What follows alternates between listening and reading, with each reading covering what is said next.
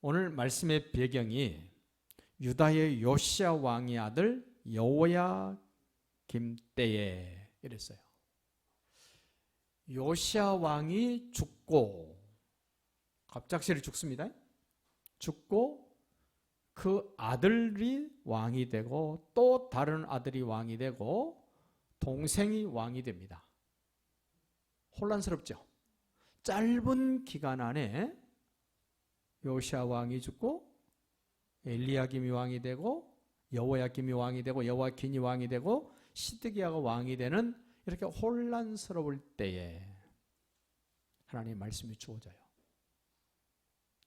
우리도 세상을 살면서 여기를 봐도 헷갈리고 저기를 봐도 헷갈리는 그런 상황이 만들어졌을 때 하나님이 나에게 하시는 말씀이 분명하게 있을 것입니다. 이럴 혼란스러울 때에 본보기가 되어질 수 있는 사람, 본보기가 되어질 수 있는 가정, 본보기가 되어질 수 있는 족속 필요합니다.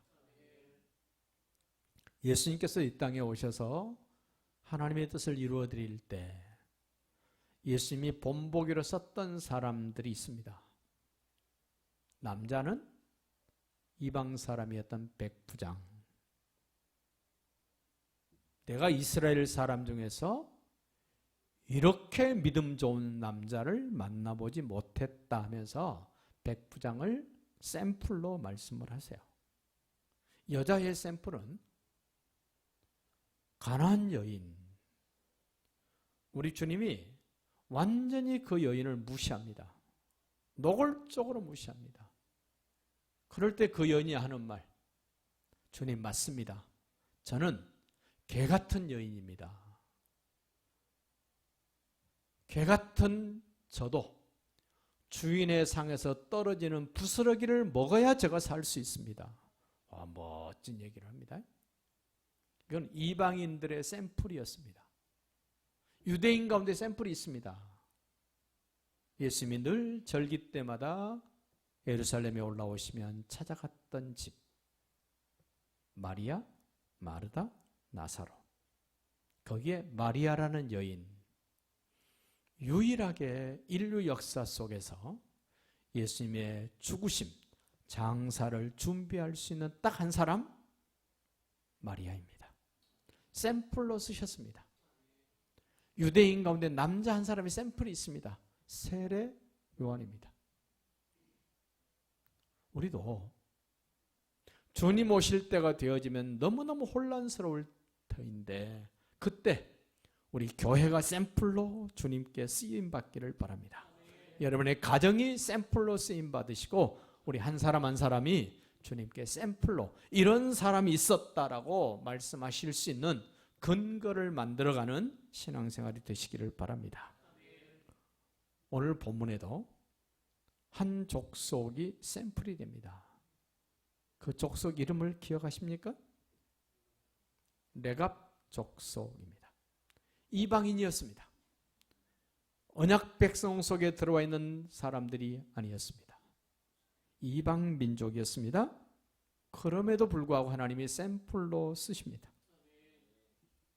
35장 1절로 11절을 보면 이방인 레갑 족속에 대한 이야기를 합니다. 2절 볼까요? 너는 레갑 사람들의 집에 가서 그들에게 말하고 그들을 여호와의 집 한 방으로 데려다가 포도주를 마시게 하라 하시니라.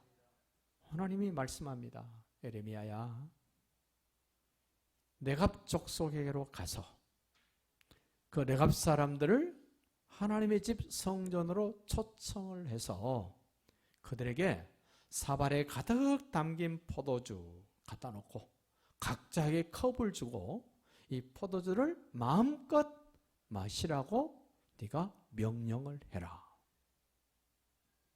그 말씀대로 에레미야가 그대로 합니다. 그런데 네갑 사람들이 한 사람도 안 마십니다. 침도 꼴깍 삼키는 사람이 없습니다. 포도주 냄새를 맡아보는 사람도 없습니다. 당연히 안 먹어야 된다는 것을 기정사실화하고 살아온 내갑 족속들. 그의 선조 중에 요나답이라는 사람이 있었습니다. 그 사람이 한마디 합니다. 우리 집안은 포도주는 절대로 먹지 않는다. 우리는 아멘은 안 하지만 그 집 식구들은 다 아멘 했습니다. 우리 후손들은 절대로 집 짓고 살지 않는다. 대한민국도 이 집구석 때문에 난리죠. 아파트 때문에. 세종시는 세종시대로, 서울시는 이해찬 대표가 뭐라 그랬죠? 서울을 어떤 도시라고? 모르는 게 낫죠. 아파트 때문에 난립니다. 그런 내갑 족속들은요. 아파트 안 짓는다? 집 안 짓는다? 요나답이 후손들에게 말합니다. 우리 족속은 씨 뿌려서 곡식을 거두어 먹지 않는다. 포도원도 가꾸지 않는다. 한마디로 딱 정리해 보십시오. 어떤 삶을 살았길래? 아까 신명기 26장 5절부터 읽었습니다. 우리 조상은 소수에 방랑하는 사람으로 유목민 생활입니다. 몽골 가서 보니까 유목민들 참 편하게 삽디다.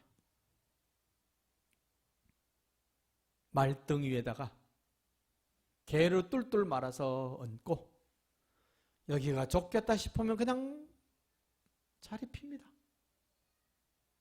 개를 척척척 조립해서 거기 들어가서 삽니다. 그 사람들 씨 뿌리지 않습니다. 양이 주는 것, 소가 주는 것, 말이 주는 것 그냥 먹고 삽니다. 복잡합니까? 단순합니까? 하나님의 사람들로 이 세상을 살아갈 때 복잡하게 살면 안 됩니다. 단순하게 사십시오. 세상은 복잡할지라도 우리는 단순하게 살아야 됩니다. 예수 믿으면 돼. 단순해야 됩니다. 하나님 나라를 소망해. 단순하면 됩니다. 그런데 얼마나 세상 사람들이 복잡한지, 예수 믿고 사는 사람들조차도 얼마나 복잡한지, 교회 안에 들어와 있는 사람들도 복잡하기 그지없어. 그의 내갑 족속, 그의 조상 요나답이 말한 말을 한마디로 딱 요약하면 단순하게 살아라. 하나님이 주신 것으로 만족하고 살아라. 여러분도 그렇게 보입니까? 제가 볼 때는 그렇게 보이고 그렇게 들려집니다. 그렇게 단순하고 하나님 은혜로만 살았던 내갑 족속이 어느 날 갑자기 유목민 생활, 떠돌이 생활, 집도 짓지 않고 씨도 뿌리지 않고 포도원도 가꾸지 않고 포도주도 안 마시고 살았던 이들을 갑자기 정착 생활을 하도록 만들어버립니다. 누가 그렇게 합니까?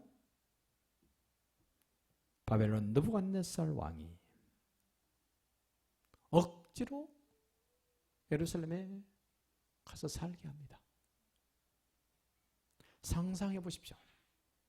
늘 떠돌아다니면서 단순하게 살았던 그들이 예루살렘으로 이주해 왔을 때 그들의 삶의 모습이 어땠을까요?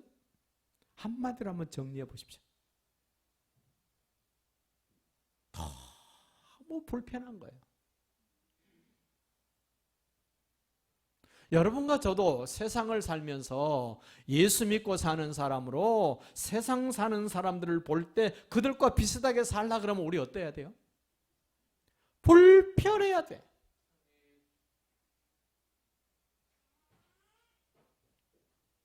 세상 사람들이 교회에 들어오면 어때야 됩니까? 그들도 불편해야 됩니다. 동의가 안 됩니까? 엇비슷하게 사니까 우리가 세상에 살아도 불편함이 없고 세상 사람들이 교회 안에 들어와도 불편함이 없는, 구별됨이 없는 그런 모습이 되어버린 교회, 신앙생활, 우리는 내갑족속을 바라보면서 생각해야 됩니다. 예수 믿고 사는 사람은 세상 살 때 편안한 게 아닙니다. 불편한 것이 당연합니다. 세상 사람들이 예수 믿고 구원받고 하나님의 백성 되기 위해서 교회에 들어오면 그들 어떻게 해야 됩니까? 아, 우리 교회 오면 편안해, 이래야 됩니까? 여러분이 만약에 어떤 유명한 절에 갔는데 대웅전에 들어가서 여러분 서 있다고 생각해 봐요. 어떨까요? 편안합니까? 와, 여기가 천국이네. 그럼진가?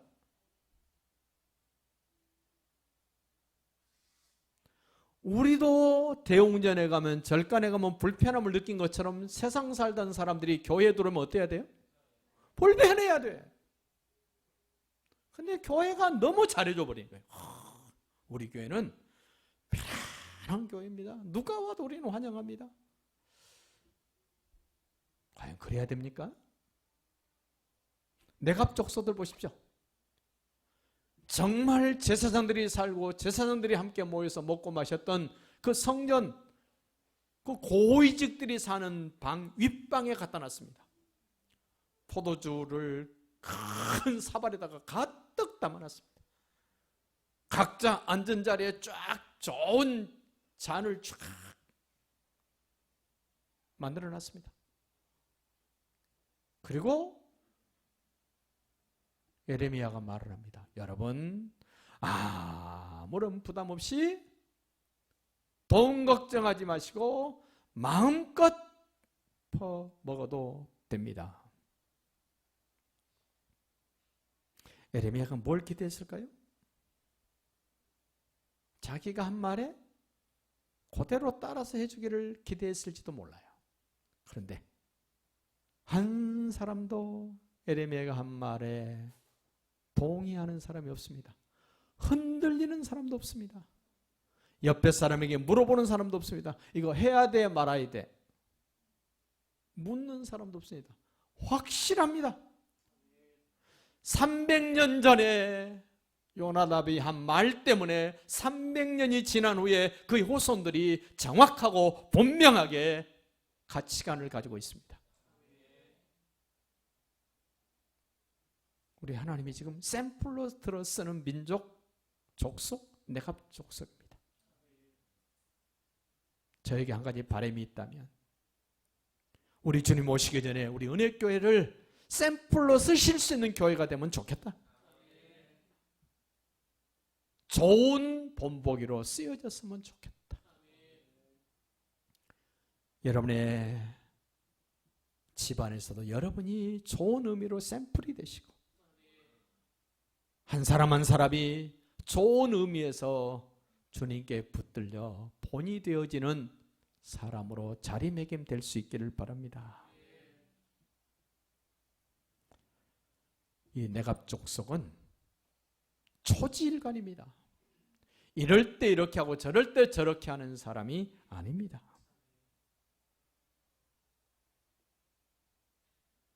아무도 포도주를 안 먹습니다. 예레미야도 아마 놀랐을 겁니다. 그러면서 12절부터 다시 소개합니다. 하나님이 선택하신 언약 백성, 유대 족속, 이스라엘 백성들에 대한 이야기를 합니다. 12절 볼까요? 그때에 여호와의 말씀이 예레미야에게 임하여 이르시되, 똑같이 여호와의 말씀이 예레미야에게 주어졌고 예레미야가 똑같이 말씀을 전합니다. 너무나 대조적입니다. 너무나 대조적입니다. 만군의 여호와 이스라엘 하나님께서 이와 같이 말씀하시니라. 너는 가서 유다 사람들과 예루살렘 주민에게 이르기를, 너희가 내 말을 들으며 교훈을 받지 아니하겠느냐? 여호와의 말씀이니라. 선택된 유대 사람과 이스라엘 백성들 듣습니까? 뭐라 그러시나 보세요. 14절 네갑의 아들 요나답이 그의 자손에게 포도주를 마시지 말라 한 그 명령은 300년이 지난 후에도 계속 실행되는도다. 그들은 그 선조의 명령을 순종하여 오늘까지 마시지 아니하거늘 내가 너에게 말하고 끊임없이 말하여도, 여러분 언약 백성들을 어떤 애정을 가지고 계시는가 보십시오. 하나님이 내가 끊임없이 말하고 말하여도 너희가 내게 순종하지 아니하는도다. 지금 누구에게 하시는 말씀입니까? 구원받은 생각을 하고 살아야 될 예루살렘 거민들과 유대 백성들에게 하시는 말씀이에요. 저도 두렵습니다. 우리 은혜교회 성도들도 하나님이 하시는 말씀을 듣고 또 듣고 또 들음에도 불구하고 계속적으로 엉뚱한 길로 가고 있다면 제가 여러분에게 전해준 말씀이 심판의 근거가 될 거예요.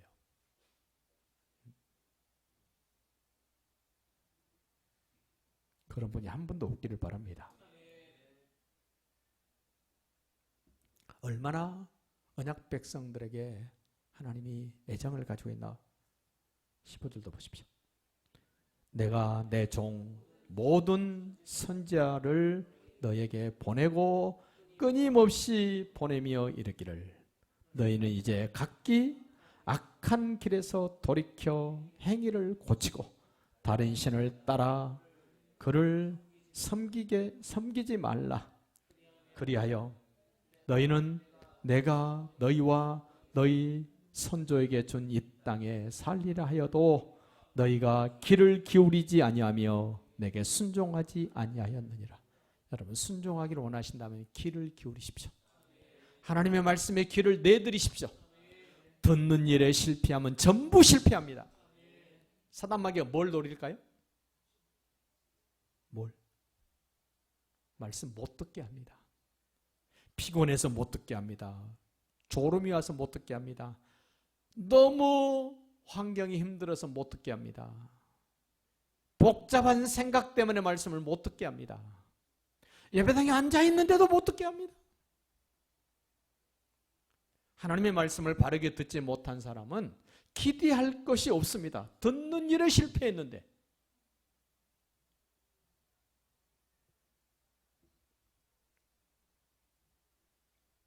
하나님은 오래 참으시면서 반복적으로 말씀을 들려줍니다. 들어라. 듣고 깨달아라.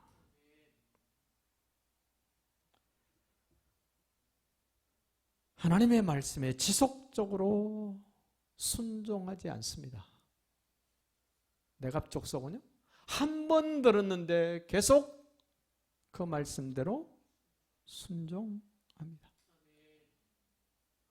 하나님이 하나님의 사람들을 통해서 지속적으로 말씀을 하시는데도 유대 족속과 예루살렘 거민들은 듣지 않습니다. 17절 보십시오. 그러므로 만군의 여호와 이스라엘의 하나님께서 이와 같이 말씀하시니라. 보라, 내가 유다와 예루살렘의 모든 주민에게 내가 그들에게 대하여 선포한 모든 재앙을 내리리니 이는 내가 그들에게 말하여도 혹시 여러분 닮지 않았습니까? 안 듣는 거? 우리는 들어보고 마음이 동하면 좋다라고 인정하면 내가 순종하는 게 아닙니다. 듣기 전에 순종할 준비를 완벽하게 하고 오늘 주께서 뭐라고 말씀하시면 나는 그대로 하겠습니다. 제가 알고 있는 어떤 분, 하나님이 직접 말씀 안 하시면 자기는 안 한답니다. 하나님이 직접 말씀하시겠습니까? 내가 속해 있는 교회 강단에서 예배를 통하여 들려주신 말씀은 곧 하나님이 나에게 하신 말씀입니다. 이게 건강한 신앙이에요. 자기는 은혜교회에 속해 있으면서 다른 교회 가가지고 거기서 하시는 말씀을 자기에게 주신 말씀이라고.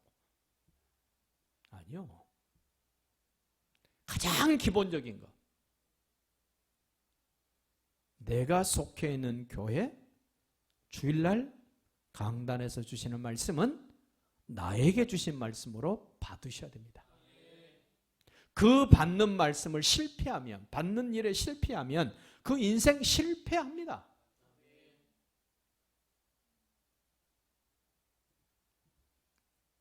대갑 족속 보십시오. 요나답이 한 번 얘기했습니다. 그럼 어떻게 지금 300년 후에 살고 있는 이들에게 어떻게 영향이 있습니까? 들은 그대로 후손들에게 전해줬습니다. 어느 조상이 말했든지 그 말은 우리 집안의 독특함으로 내려가야 될 내용으로 받고 지킵니다. 하나님의 언약 백성들도 하나님이 하시는 말씀은 반드시 듣고 지켜야 될 말씀으로 주십니다. 그런데 어떻게 합니까? 유다 백성이, 예루살렘에 사는 사람들이 안 듣습니다. 안 듣습니다. 17절 끝자락을 볼까요? 이는 내가 그들에게 말하여도 듣지 아니하며 불러도 대답하지 아니하기 때문에 그들에게 내가 재앙을 내가 내릴 수밖에 없다. 하나님이 재앙 내리고 싶어서 내린 게 아닙니다. 왜 내립니까? 자기들이 재앙을 내려달라고 하나님은 재앙 안 내리고 싶어 하시는데 재앙을 내려달라고 누가 얘기합니까 지금? 자기가. 그래서 하나님이 할 수 없이 재앙을 내리시죠. 그러면 재앙을 받기 싫으면 어떻게 해야 됩니까? 하나님이 뭐라고 말씀하시는가 먼저 들으십시오. 듣고 난 다음에 기분이 좋든 나쁘든 내가 돈이 손에 나든 안 나든 관계없이 그 말씀대로 내가 한번 해봐야 됩니다. 그 사람이 하나님의 사람입니다. 결론적인 얘기 18절부터입니다. 에레미야가 네갑 사람의 가문에게 이르되, 한 사람에게 한 게 아닙니다. 네갑 족속 가문 전체에게 말하기를 만군의 여호와 이스라엘의 하나님께서 이와 같이 말씀하시기를 너희가 너희 선조 요나답의 명령을 순종하여 그의 모든 규율을 지키며 그가 너희에게 명령한 것을 행하였도다. 우리 은혜교회도 여러분의 집안도 하나님이 이렇게 인정해 주실 수 있는 집안이 될 수 있기를 바랍니다. 어떻게 인정받을 수 있습니까? 단순하면 됩니다. 하나님이 말씀하시는 대로 해보면 됩니다. 그런데 똑똑한 사람들은 안 합니다. 똑똑한 사람은 자기 하고 싶은 대로 합니다. 결과 어떻게 됩니까?